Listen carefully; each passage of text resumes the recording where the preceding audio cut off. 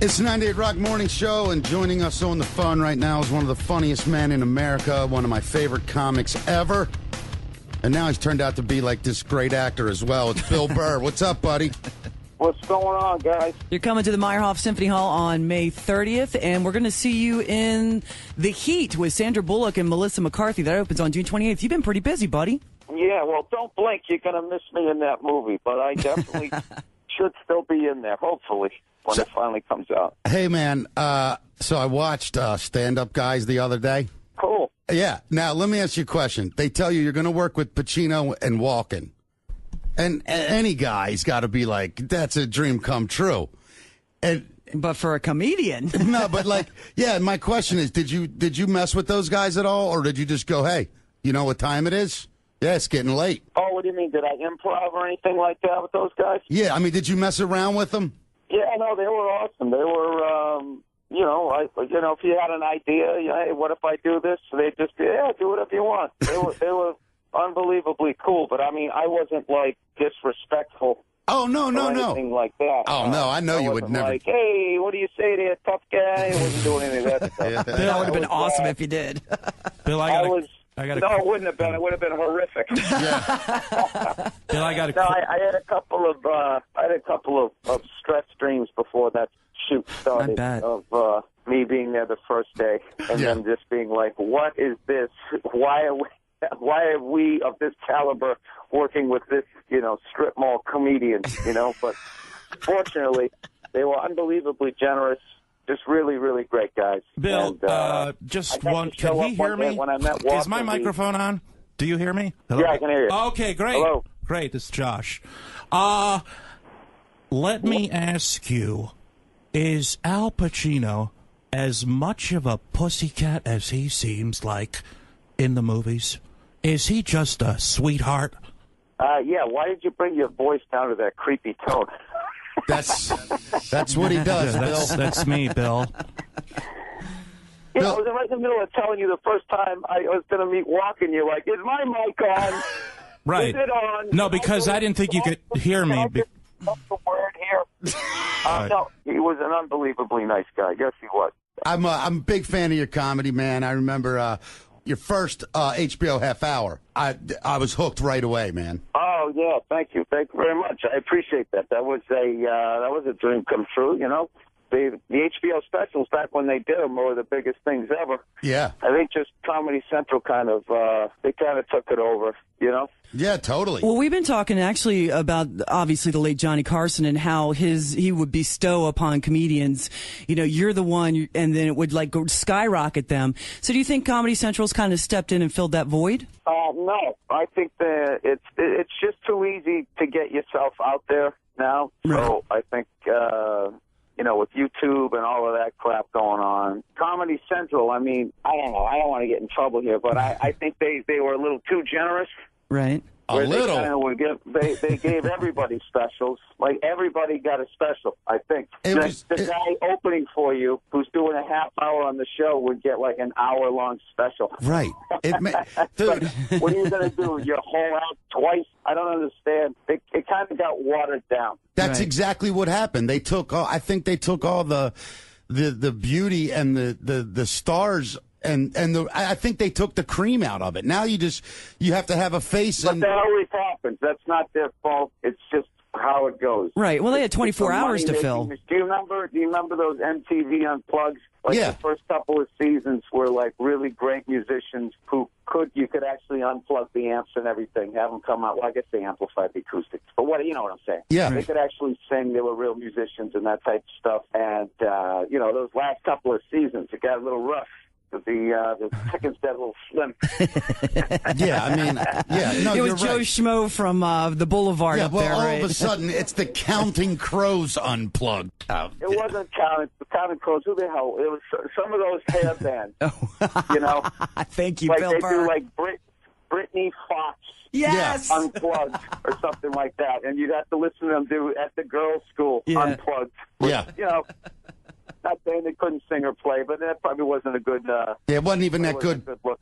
Wasn't even that good plugged in. Or I don't even know if they did it, too. I don't even know if they... I was just trying to think of one of those... No, they didn't. Gasp of hair bands. They didn't do it, but I went right along with you because I trust your comedy instincts, Bill Burr. I appreciate it. So. Bill coming to the Meyerhoff Symphony Hall on May 30th, and you can always go to Ticketmaster.com for tickets. And, going back to doing stand-up guys, and you've been doing a lot of acting, how about working with Bryan Cranston as well?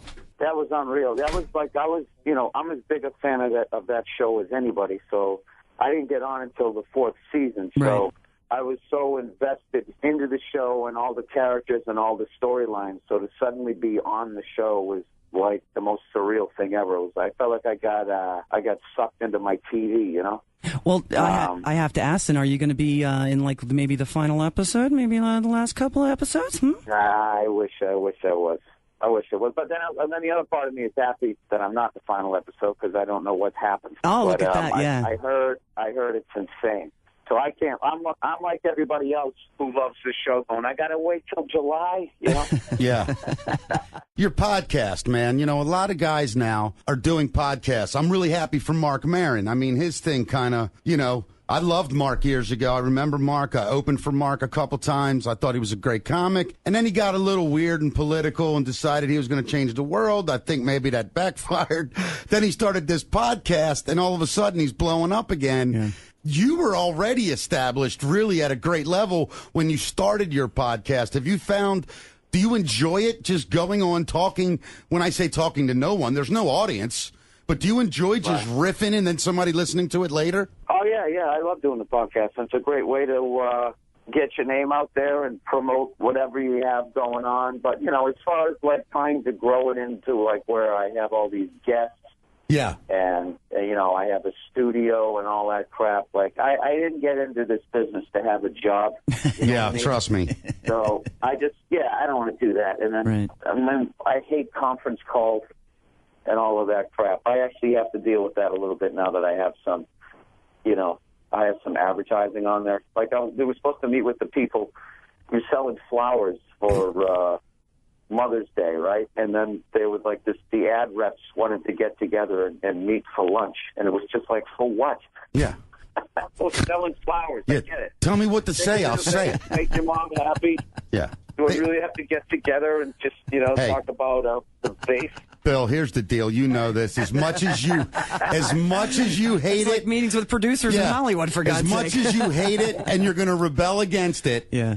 It's what's putting green in the bank, dude. So just do it. No, it isn't. That meaning is not putting anything in the bank. No. It's the advertising. Yeah, but listen. I don't have to do that. This wasn't the people selling it. Right. It was the go-between. The dough-between. I like that. Yeah, the dough-between. Well, Bill. Look at you. You know what it is? Well, you guys are institutionalized. You don't have to tell me. You brainwashed that you actually have to have a meeting about selling flowers. No. Don't blame that on us, Bill Burr. Please do not misconstrue. What the bullet points are. Yeah. This whole ship's going to sink. Let me tell you something. I've been schlepping Pro Flowers for 6 years. Every year I got to get on a conference call. And this is God's honest truth, Bill. You'll appreciate this. I don't even care how much trouble I get in. All that happens is there's not 9 radio guys have to call in at once on this conference call. So I call in and they say like this, okay, we're going to do a roll call. And they go, whatever. LOS, the guy says something dorky. Oh, here present, blah, blah. And then they go, Baltimore, IYY. I go, yep. And then as soon as she starts talking, I hang up. I don't listen to an effing word she says. Oh, there you go. See? You got a little bit of a rebel in you. Little bit. I didn't want to take your call, you son of a bitch. How tall he was, Bill? Good Lord. He's so little. If you were a true rebel, you would have said, I'm not doing it. Well, the only reason is I'm also a fan. That's the problem. Fan of dough. They need you. Yeah. They need you. Bill. You're not going to them. They're coming to you. I love you, Bill. You're one of the... They actually said to me that they wanted me to do it every week, and I told them no. Yeah. And they go, why? And I go, because I'm not selling people flowers in August. For what? Hey, let me tell you something. You don't think about it. Going to sell it to Flag Day? I'm not doing that. No. Hey, the Flag Day. Hey, Bill. Red, white, and blue. Bill, be careful. Just so you know, August is the anniversary of Elvis's death. Oh, there you go. See? Now you got something you can push. Jumpsuit conference call you have to get on? Bill Burr at the Meyerhoff Symphony Hall, May 30th. Good luck and continued acting success, man. I really want to see you in more stuff, and I hope that goes straight in your agency here and gets you more work. Thank you very much. I hope that is. All right. That happens. Bill, you're a great All right, guys. All right, man. Take it easy. So much, all right, brother. Bye-bye. Bye-bye. Joining us now, a great mind. I'm intrigued by great minds, and, there's like 8 discernible takes at any given time in the world culture, 8 discernible distaff takes, and I'm always, when I see Colin's name, I gotta go watch that, because he doesn't think like anybody else. Colin Quinn, Unconstitutional, will be at Cherry Lane Theater at 38 Commerce Street, New York, through August 8th. Before heading out on a tour of the original 13 colonies. See? Clever. After that, for more information and tickets, go to ColinQuinnUnconstitutional.com. I guess you can also get information up to the moment on Twitter at I am Colin Quinn. Colin, how are you, my friend? Hi, Dennis. There's no information on Twitter. It's just madness over there. Free. It's like Jeff Martyr doing the 2 microphone thing, where Twitter's the jokes he couldn't coalesce into a. That's correct. Into a bit. Now the last one, long story short, absolutely loved it. It was more the history of the world, though, from a modern perspective. I guess you've brought it local here with Unconstitutional, right? That's exactly right. It's a little bit of the history. It's how we got to the personality, the character that we have now. Well, I'm sure you did a lot of prep work on this and read it. What do you make of the document? I mean, I know a lot of people are for it. A lot of people think it needs tweaked. It's pretty smart when you think about these guys in a non-air conditioned room way back then. That's exactly right. It is really small. Well, let's put it this way. I think we should have, whether people change it or not, there should be another convention, whether it doesn't do anything or does do anything. I mean, and like I said, the document itself is amazing, except that people do whatever they want and change it anytime they want anyway, so you might as well sit down and talk about it and become more realistic. You know? Well, tell me, give me some highlights from the show. What are some of the observations that you've made about the Constitution? And by the way, there is a way to change it, right? You have to go out and get a certain amount of states. I'm not an expert on it, but people always act like it's it is possible to change it, but we can't make it a whimsy change. You can't you can't change it ahead of time. Right. Like the famous story of the famous comic that would do people's jokes and then send them a check. And Steve Pearl once said, this is not the way you buy material. We know who it is in the community. We won't go there because he's a good guy in essence, but I know that move. But it's the same thing with the Constitution. You can't change it and go, hey, change it. What's funny to me is when you go back, and people always bring Jefferson up to me, and I always bridle a little because I visited that homestead and saw those slave quarters and think, all right, I know it's a sign of the times, but I don't think you could have gotten John Adams to take a slave at gunpoint, right? I mean, a lot of this was demarcated way back when. Well, yeah, and by the way, like even George Washington, people go, but George Washington freed his slaves when he died, and that's like. That makes me remind me of like when people go, Warren Buffett is a great guy because he said he shouldn't be paying, his secretary shouldn't pay higher taxes. Like, and he figured that out at 82. The guy's been finance his whole life, and he just noticed, hey, I'm paying. This is unfair. How about deciding that when you're 30 and you're partying with your money? At 82, you don't care. 82? He's half in the barn, for God's sakes. Of course. And then he's like, oh, you know what I just noticed? There's a little discrepancy here financially with what I pay tax. Yeah, really? You've been in finance your whole life? You just noticed that? I love that he calls the kids in to tell them how the inheritance is going to go. And, they're a little crestfallen when he says, I'm not giving you all that much. And then they look up and go, okay, I guess that's for our own good. But who are you going to give it to? And then he looks at it and goes, I'm going to give it to the richest guy in the world. That's what I'm going to do. How's that, kids? Yeah, no, that's good.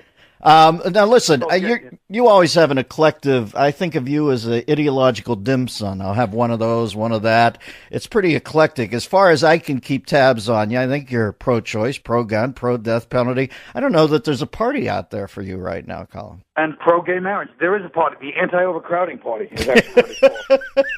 Because everyone keeps talking about there's a finite amount of resources left on the planet. There's 4 options right there, 4 solutions, really, and nobody wants to agree with them. But you have the same thing, I think, you know? Yeah, I'm socially, on my list of things that I worry about on a day-to-day basis, human beings with similar genitals wanting to get married because they're in love, 8 billion and 45th, right above global warming at 8 billion and 46th. Yeah. So, I don't know. Maybe there's a party coming for us down the road. Talking to Colin Quinn Unconstitutional at the Cherry Lane Theater, 38 Commerce Street, New York through August 8th. Then out on the road. Tickets info, go to colinquinnunconstitutional.com. And, Colin, I'm wondering, when you go out, I find race to be almost impossible to talk about. Everybody, it's like Johnny Storm or something in the Fantastic Four. Everybody flames on immediately. I don't even know how you go about it. Do you find it as tricky as I do? Well, I mean, yeah, and to an extent I do, in the sense that people are really waiting for any buzzword. You know, it's a very it's one of those discussions that people say they're gonna have a discussion over and never have it. So people just speak in generalities. Racism has got to stop, and everyone's like woohoo and just applauds, and that's the end of it. But it's like anything else, you know. It's like there's two sides to everything. People will never have a full discussion on it. You know what I mean? And that's part of the thing. Yeah, it's a minefield out there, guys. You know, guys like Sharpton and Jackson. Watching over you, they deal in code more frequently than people who worked on the Enigma project during World War II. Yeah, no, it's unbelievable. So it is a minefield. You can follow Colin on Twitter, by the way, at I am Colin Quinn. I know at one point you made the very astute observation that practically no one in the comedy world goes after Obama, but I think that's loosening up a little. There's a little window here to make fun of him before it gets too tragic. It's gone. Yeah, no, I hear a lot of Obama jokes now. People go like this: "Hey, President Obama, you know what the problem is? Joe Biden's an ass." Yeah. So that's it. That's the extent of it. That's it. What's with Smiling Joe, by the way, Colin? When did he turn into the Cleveland Indians logo? Did I miss that? I know. And Walter from what's his name? Right, from Jeff Dunham's act. Do you think, I look at presidents, I'm looking at Obama, and I don't think it's been, listen, I'll be on it. I think he's doing a crap job, but he holds his approval ratings. It's in the mid-40s, and I don't think things are great right now. I honest to God think that attractive presidents just have it better. I think you can be an unattractive president, a grinder, a Calvin Coolidge, and maybe not get the credit you should catch. And if you're good looking, you catch credit maybe you don't deserve, right? Well, that's the whole world, and that's why we used to only vote ugly. All the presidents were ugly up until, I think really Reagan was like the first good look. People say John Kennedy, he was kind of overrated just because everybody was so ugly. Yeah, he was a little weird, yeah. They made, he really didn't have good hair. There was a lot of JFK's look. He had like his skin was messed up.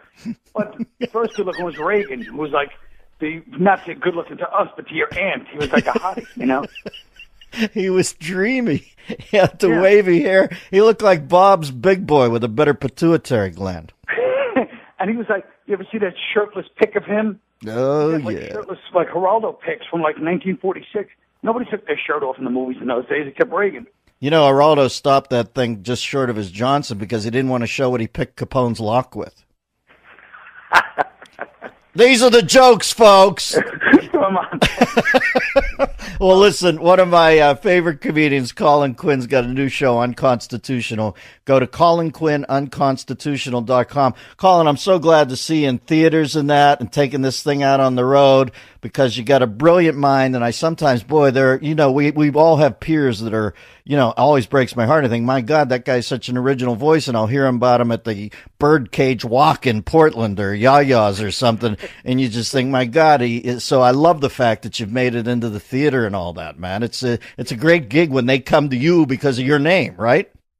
Oh, it's great because, again, nobody's wasted. Right. Nobody's screaming in the middle of the show, They know exactly what they're getting to. That is a great moment in a comedian's life when it's no longer about the venue you're in that they come and that they happen to catch you. You hear Colin Quinn and they go, yeah, I like that. I'll go see him. And the new one's Colin Quinn Unconstitutional. Good luck with it, brother. I can't wait to see it. Thanks, Dennis. Thank you. All right. Talk at you down the road. I'm Dennis Miller, and it's Miller time. Joining us now, one of the funniest hats in the world, good friend of show.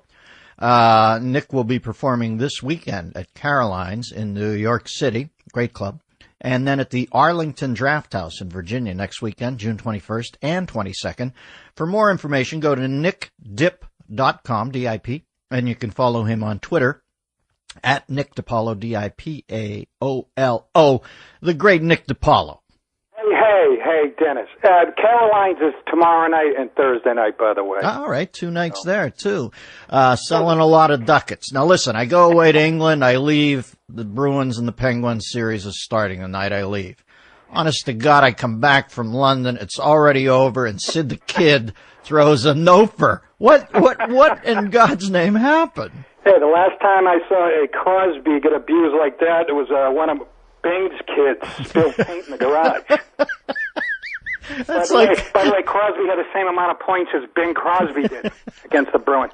Remember Steve Sweetie used to do that joke about, see, Bing's kid said Dad hit him. Yeah, join the club. My dad broke your dad's records on my freaking head. How did you know that bit, man? I used to love the rhythm of that bit. Sometimes, a rhythm just sticks in your head. I don't want to say the Penguins' offense is impotent, but every forward on the power play just ink deals with Viagra.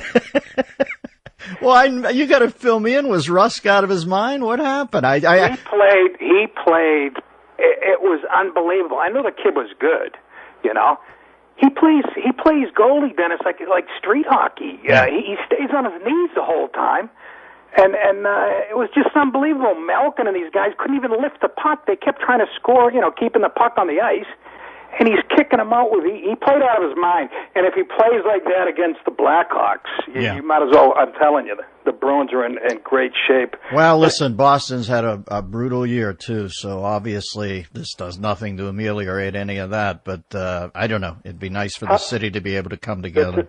It's a good point, actually. How long before, now you get the Blackhawks, how long into this series before somebody starts complaining about the Blackhawks logo being racist, Yeah, and by the way, if the Blackhawks are playing, you never want to ask what scalpers are getting outside, because they'll really double whammy you there, by the way. Yeah, you get, they're bringing this up again with the Washington's Redskins logo. I think I got a solution. You keep the name Redskins, but you replace the logo with a picture of Ted Kennedy after like 5 Shebases. Put that on the side of the helmet. Perfect. That way everybody's happy. By the way, my nickname for Stan Mikita was always Lou Diamond Zirconium, because I think he looked a lot like Lou Diamond, the old Stats. He looked exactly like him. Listen, I saw the Golden Jet once for Chicago come down on the left side, pump a slapper past Andy Brown, who wasn't wearing a face mask. He was the last of the holdouts. The next game, Brown comes out suited up in a diver's helmet. He's so freaked out because Jet put it into the twine before he could even move, man.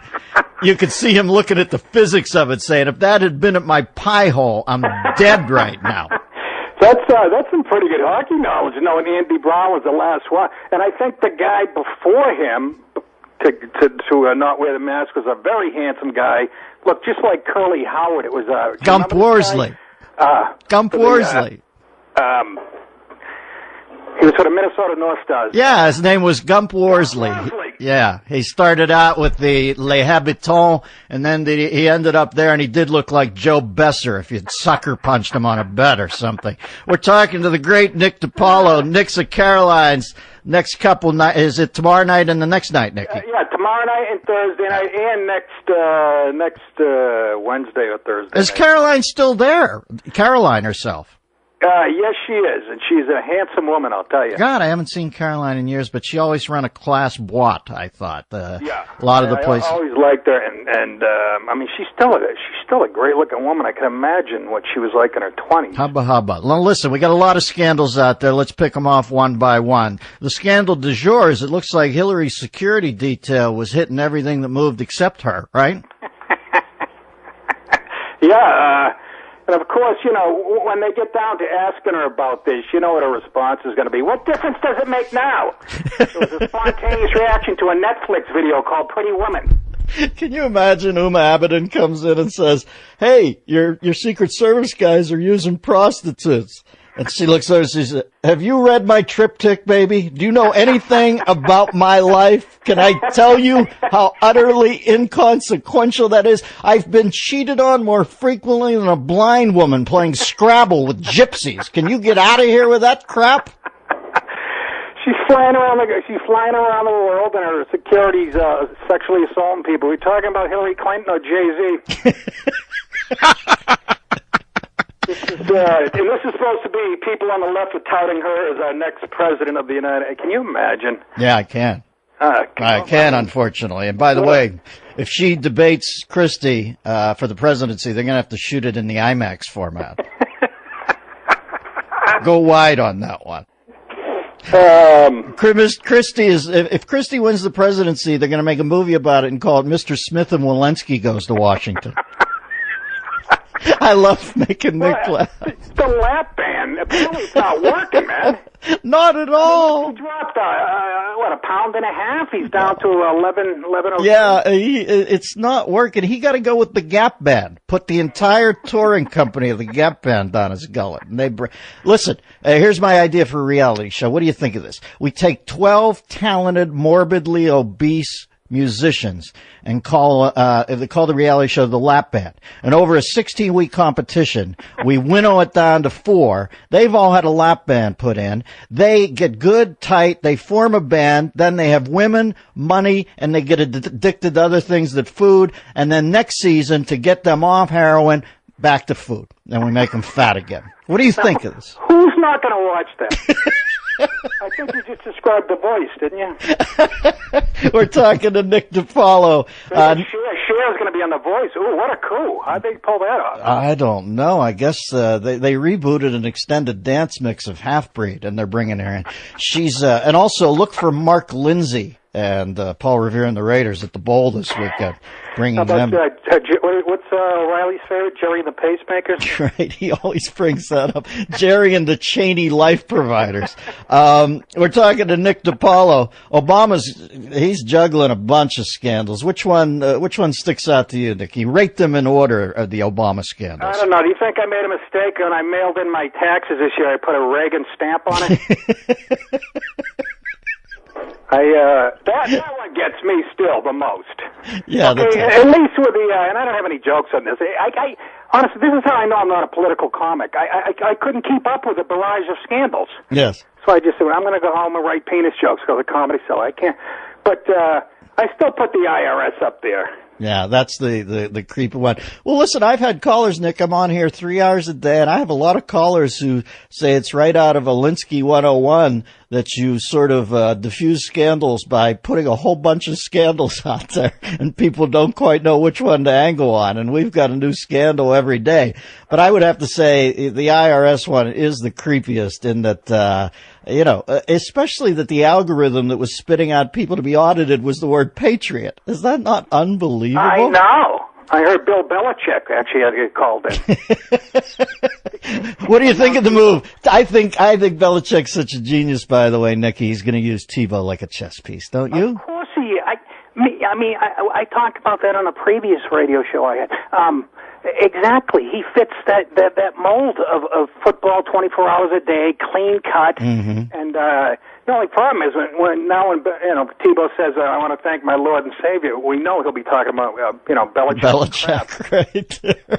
I'll tell you what, Gronkowski's forearm is shakier than Crispin Glover on the Letterman show, so I think you might have to bring him in for another tight end. You know, they like the 18 tight end rotation up there. If he could stop breakdancing after he gets 50 gin and tonics in him.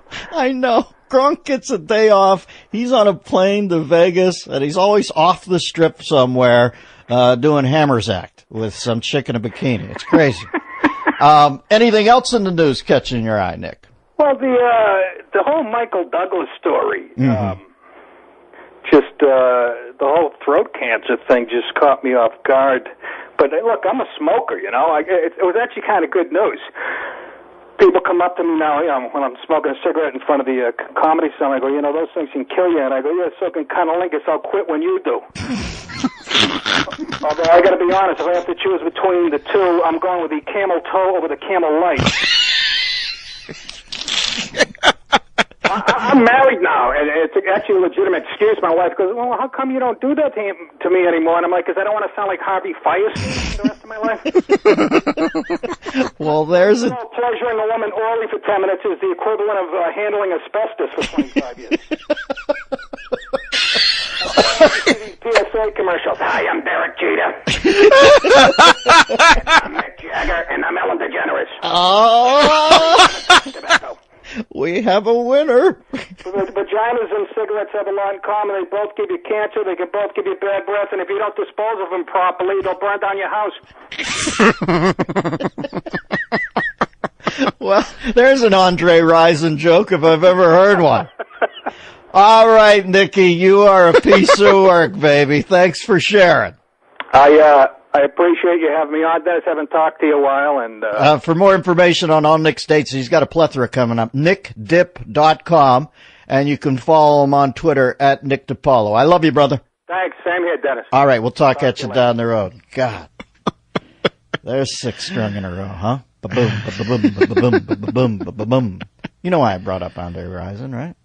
I don't know if I do. He used to play for the Atlanta Falcons. Oh, he sure. broke up with Lisa Left Eye Lopez, and she burned his house down.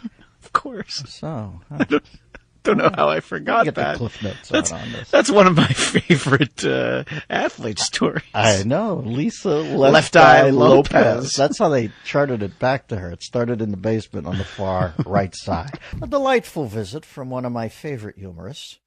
And he does lay me out, man. Very few people, if they're in my town and there's a cover that I would step up and pay to see the guy do comedy. I'm talking about Reagan, talking about Seinfeld, talking about Spade, talking about a few others, and I'm talking about Nick DiPaolo. Nicky, how are you? Dennis, good to be with you. And the beauty of my career is you don't have to pay. They paper the room. Here we go. I did this place last night called the Creek and Cave, all right? It's a workspace. It's not a comedy club. It's like just like if you took an acting class, you know? It's a little shoebox. I did an hour and 10 minutes for 8 people. It's like, at this point, you're like Laurie Anderson coming out and slithering through a wet shower stall in the village with live cable around her. I'm telling you, I had more fun. Swear to God. Nicky, you're a piece of work. Nick will be at the Comedy Cellar in New York, August 14th, 21st, and the 28th. It's the Comedy Cellar Underground. They have a room around the corner now, a new room that's bigger than the original Comedy Cellar, and it's great. It's right across from the famous Blue Note Jazz Club. Sure, I know the place, and down near Il Molino, which is my favorite Italian restaurant in New York City. Working out my new hour, which is well, let me also say Nick will be at the Mohegan Sun August 24th. Side Splitters in Tampa, September 5th, 6th. That's a good room. I don't care what anybody says. And then he's a fluffer on a gay porn film down in Boca. That's a great Asian. He got me a lead role in a snuff film. For more information, go to nickdipalo.com, and you can follow him on Twitter at Nick DiPaolo. Well, honest to God, Nick, you shoot from the hip so much that, it isn't, listen, I feel the same. Yeah, I really do need a lesson. Well, I'm just saying, I feel the same thing in my career, not for everybody, but the people who embrace you, man, they absolutely adore you. And I'm telling you, I know this in my heart. Something big coming down the road. Some big venue for you as far as a talk show host. I just know it. I think so, too. I can just called Bellevue.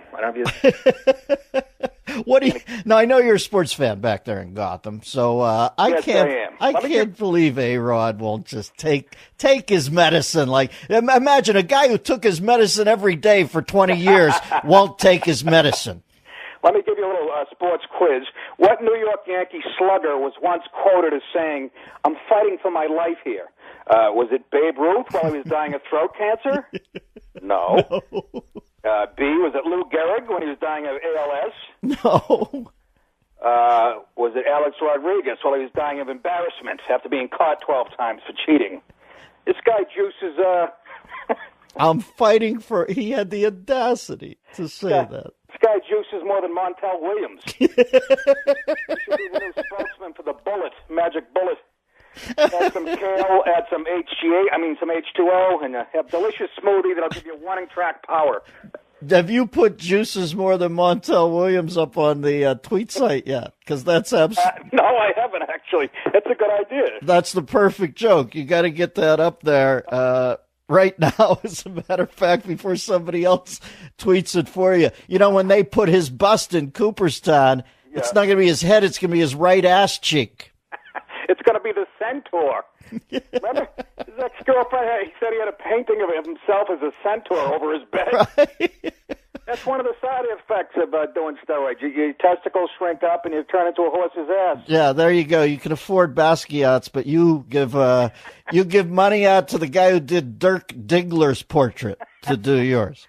I've been defending the guy for a long time. I always thought the media just had a hate on for him, but now it's like, come on, dude. I mean, after 2009, coming clean and telling the kids, you're right. his cheese is weak. I mean, let's face facts. When Outant, or what am I saying? When Outant, I was going to put him on the back end of a comparison, but I bailed out and he got stuck in the slot. When Jason Giambi turns out to be the Outant of his generation by just coming clean. Yeah. You know the world's gone absolutely mad, for God's sakes. I think I got a good idea, though, Dennis. How What? about this? We let all the small market teams use PEDs. Shoot up. Not a bad idea, right? It's perfect. There's an urge to share and an equality of result that's clamored for in this country right now. I mean, come on, the Cubs all on HGH. It should be mandatory. They should have to do HGH. Everybody that plays for the Cubs. That is a perfect idea. Not a bad idea, I'm telling you. You get a pot. Are you tweeting this stuff? But get it together. That's a brilliant concept. Why aren't you on a radio show discussing? Oh, you are. I'm going to do a podcast. Well, listen. I just have to rearrange some stuff in my bathroom so I can fit the desk in it. Oh, Nicky, you're killing me. What about, speaking of people not able to get a syringe into their ass cheek anymore, can we talk about Hillary for a second? Yeah, people keep saying, is she running? Is she not running? After seeing her in that pantsuit, I'd say she's ignoring cardio completely. Not only is she not running, I don't think she's walking or bike riding or doing yoga. Ladies and gentlemen, President Teletubby. She has to be the most overrated politician in the history of U.S. politics, Dennis. She effed up Hillary Care. She did nothing as a senator in New York. She got crushed by Obama in 2008. She did reset the relationship with Russia back to 1951. Right. She's got blood on her hands from Benghazi. She was a doormat for her philandering husband. And she's a genius. What's that? And they make her out to be the new Margaret Bourke-White. She's a freaking genius. Exactly. I mean, her biggest accomplishment as Secretary of State, she racked up a few million miles flying around the world. Big deal. So did Lady Gaga, Doesn't mean she's ready to run the free world. And by the way, she logged all those miles on Air Force 3, which is a C-17. They make it sound like she was crammed into the middle seat of a packed JetBlue flight with a busted TV. Well, listen, she's one po' boy away from being wedged into even an L-10-11. They're going to have to KY the door to get her in. I tell you what, her and Christie debate each other. They better shoot it in IMAX because that is some heft up there. It's gonna look like two sea elephants fighting on that. You see that in slow motion? They bang heads and their fat just flutters. Political Shark Week. Yeah. How about CNN and NBC? They're already planning to do a documentary and a mini-series. I know.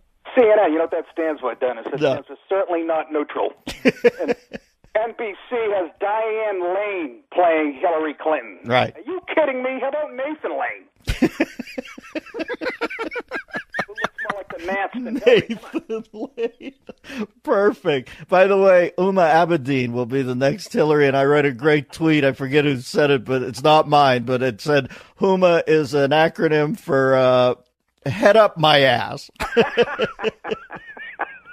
Which is so true. We're talking to Nick DiPaolo. Nick will be at the Comedy Cellar in New York on August 14th, 21st, and 28th, and the Mohegan Sun August 24th. There's a lot more dates out there. You want to find out about all things DiPaolo, go to nickdipalo.com. You can also follow him on Twitter at Nick DiPaolo. And I'm hoping he's getting a couple of these things up there as we speak. And the Schubert Theater in Boston on September 14th. It's so funny when I come on with you. I always do like 3 weeks worth of plugs. When the real ones that I'm proud of are always about a week too far in advance. Well, listen, you're welcome to. You ever want to host the show, you just call Christian, man, on any of the weeks off, man, because... Yeah, that wouldn't be a bad idea to brush up on my radio chops. Nikki, we never get more reaction to a guest host than we get for you. Well, that's nice, and I'm glad. Thank you for the invitation. I got to, because I still love radio, man. I'm not done yet. I'm like Walter Alston with Maury Wills. You have a perpetual green light here, my friend. You can go anytime you want. Why don't you tell your buddy O'Reilly there to write a book called Killing A-Rod? You know what? In 3 seconds, he would sell. He would sell more of those than the Bible, for God's sakes, at this point. All right, Nikki, gotta rock. Good to talk to you, brother. Thanks, Dennis. All right. You can follow him on Twitter at Joe Rogan. Let's go out to the Western Exterminator Hotline. Been a while since he's been on the show. Let's welcome him back. Joe, it's Dave and Jeff in San Diego. Thanks for the time. How you doing? Dave and Jeff, you savages. What's cracking? Hey, Joe, I tell Dave all the time, I took a year off from Sports Talk Radio to go work for Dan Henderson, and it was an incredible experience cultivated by the night he beat Shogun in San Jose. For people that are new to the sport, what's the best way to explain the excitement that comes with a live UFC event? Man, if you saw that fight, the Henderson versus Shogun fight, that might be one of the greatest fights ever. What a crazy fight that was. Joe, as far as getting into the game and everything you do with television and being a comic, what's your favorite thing? I don't really have a favorite thing, but I do love working for the UFC. I mean, it's a great gig. What did you do for Dan Henderson? I did his media. I did his PR for him. Man, that Shogun fight, I could watch that fight 10 times in a row. What a crazy fight that was. And it's crazy. We're sitting there in the second row, and it's what I tell people all the time is you work with a guy like Dan every day, and it's just you and Dan. You're just hanging out. We did videos for YouTube. And then He's so human. He is. He's just an everyday guy. And then you come to San Jose, and all of a sudden, the music starts. They fire up the Toby Keith, and here comes a guy you consider part of your family walking down, and he's beating the hell out of Shogun. Man, the emotion that you go through watching that as his friend, it's insane. Yeah, I don't have any idea how Shogun lasted through those first couple rounds and how he made it into the fifth, and then how, he was on top of Dan in the fifth round. I mean, what a crazy fight that was. Absolutely. Joe Rogan joins us. He will be at the Balboa Theater coming up on November the 10th. Joe, from an adrenaline standpoint, I love asking fighters the question about walking to the cage and what that adrenaline's like before the first bell. But for you, the adrenaline of being on the stage at Balboa Theater on the 10th, as opposed to being in Montreal the following Saturday night for Conda GSP, how do they compare? Well, it's very different. I mean, my expectations, or the expectations placed on me as a commentator are so easy. All I have to do is, just sort of give justice to what's going on and explain it to people. There's a big difference between that and doing stand-up. But I love both of them. I'm real lucky that everything I do, whether it's my podcast or it's stand-up comedy or it's the UFC, everything I do, I really love doing. I really have a passion for. So none of it feels like work.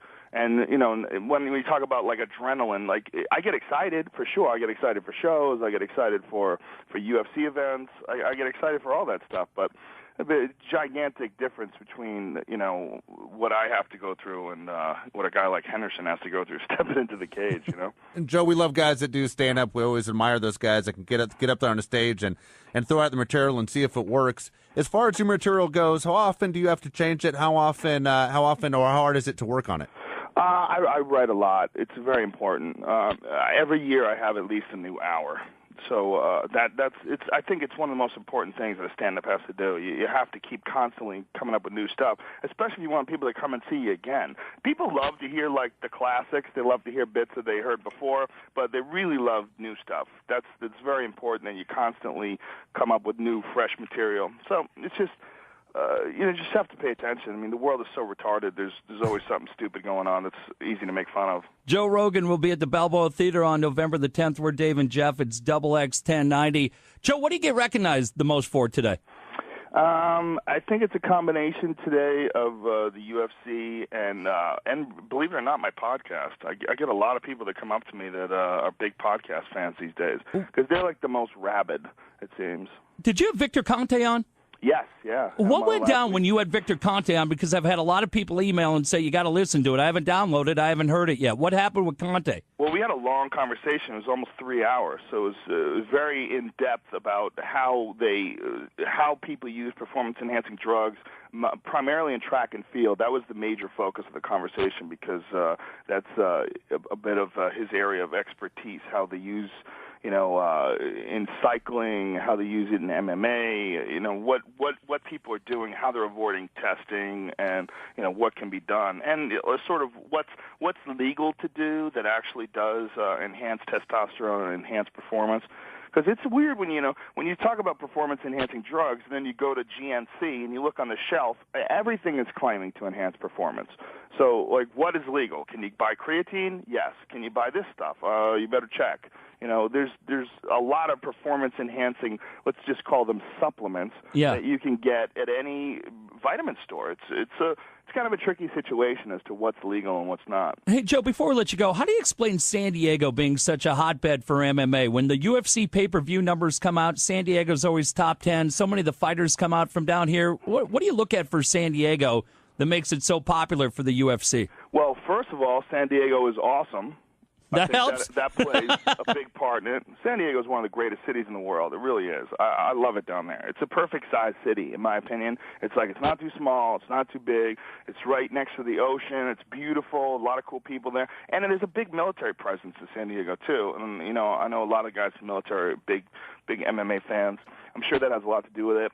And a lot of the Brazilian guys, like Nogueira, he developed a school down there. I know Hoyler was teaching down there for a while. Saulo Ribeiro teaches down there. There's a lot of really high-level Brazilian guys who go down there and open up jiu-jitsu schools. And then, of course, there's Alliance MMA, one of the biggest gyms in the country is down in San Diego. So just because of that, I think it brings in more fighters and more people that are, friends of those fighters. It just has sort of a ripple effect.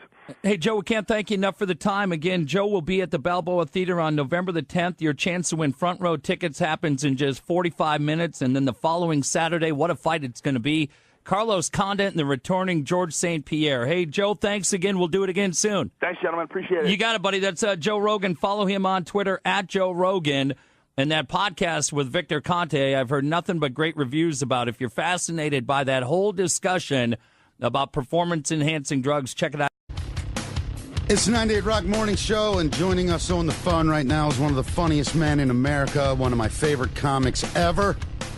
And now he's turned out to be this great actor as well. It's Bill Burr. What's up, buddy?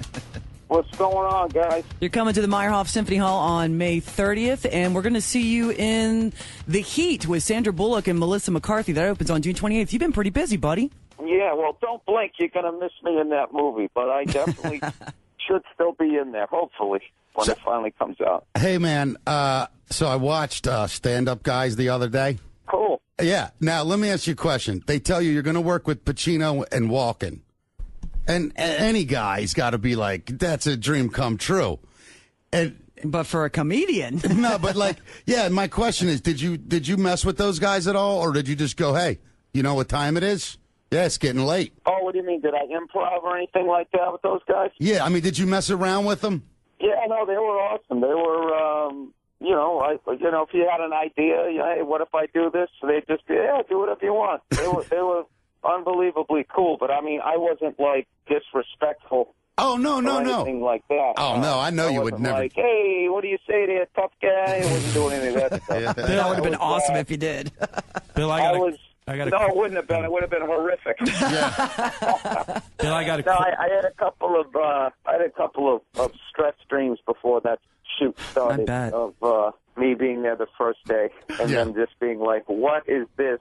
Why are we of this caliber working with this, strip mall comedian, But fortunately, they were unbelievably generous. Just really, really great guys. Bill, just one. Can he hear me? When I met Walker, is my microphone on? Do you hear me? Hello? Yeah, I can hear you. Okay, great. Hello. Great, this is Josh. Let me ask you, is Al Pacino as much of a pussycat as he seems like in the movies? Is he just a sweetheart? Yeah, why did you bring your voice down to that creepy tone? That's what he does, Bill. That's me, Bill.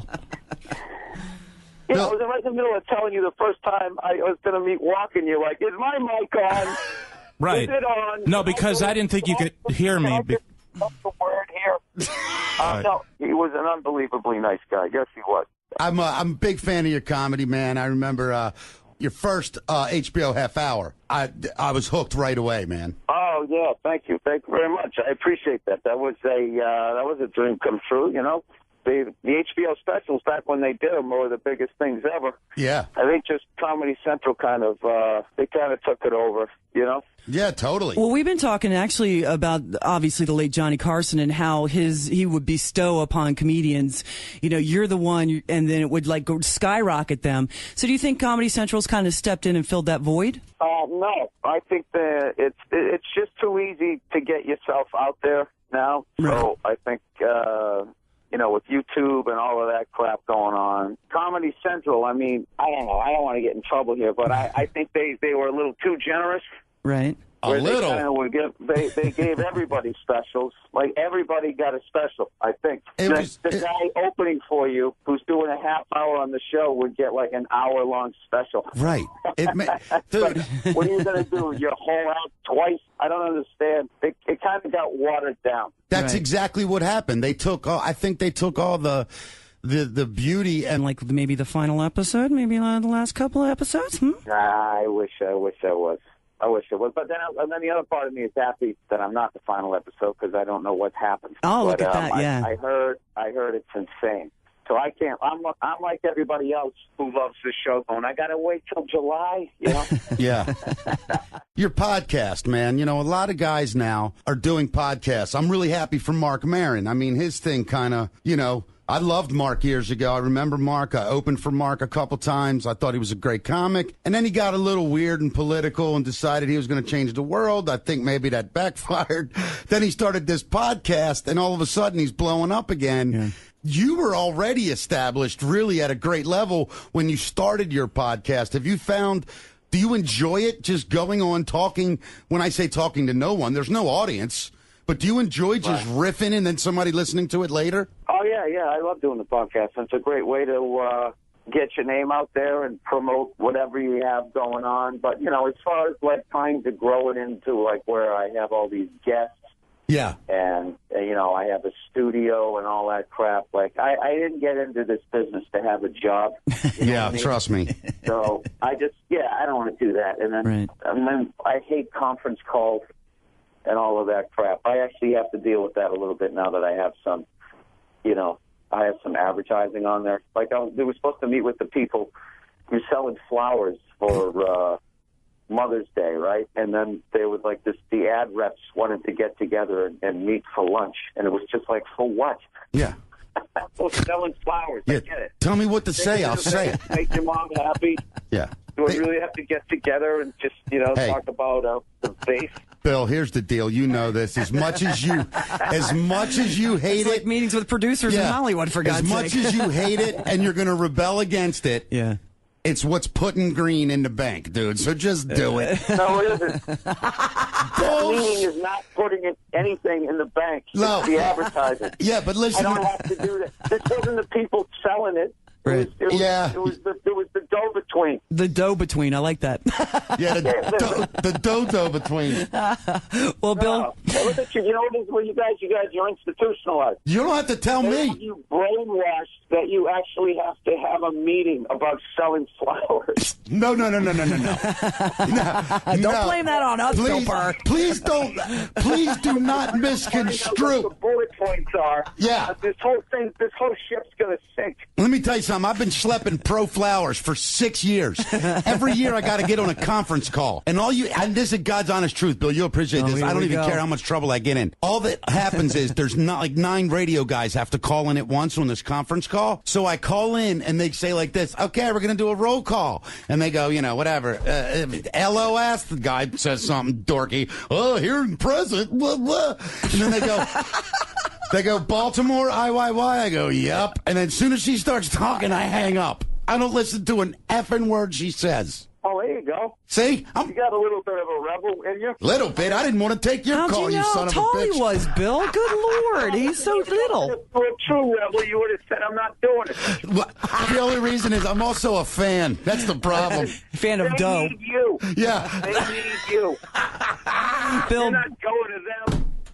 They're coming to you. I love you, Bill. You're one of the... They actually said to me that they wanted me to do it every week. And the stars... I think they took the cream out of it. Now you have to have a face. But that always happens. That's not their fault. It's just how it goes. right. Well, they had 24 hours to fill. Do you remember those MTV Unplugs? Like Yeah. the first couple of seasons were like really great musicians who you could actually unplug the amps and everything, have them come out. Well, I guess they amplified the acoustics, but you know what I'm saying? Yeah. They could actually sing. They were real musicians and that type of stuff. And those last couple of seasons, it got a little rough.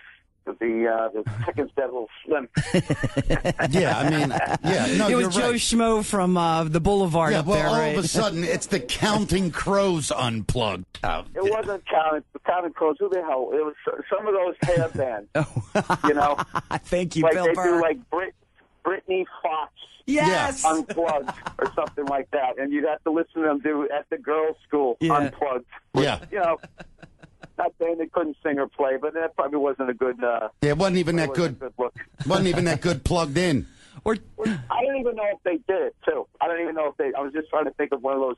No, they didn't. Gasp of hair bands. They didn't do it, but I went right along with you because I trust your comedy instincts, Bill Burr. I appreciate it. So, Bill coming to the Meyerhoff Symphony Hall on May 30th, and you can always go to Ticketmaster.com for tickets. And, going back to doing stand-up guys, and you've been doing a lot of acting, how about working with Bryan Cranston as well? that was unreal. That was like I'm as big a fan of that show as anybody. So I didn't get on until the fourth season. So. Right. I was so invested into the show and all the characters and all the storylines. So to suddenly be on the show was like the most surreal thing ever. I felt like I got sucked into my TV, Well, I have to ask, then, are you going to be in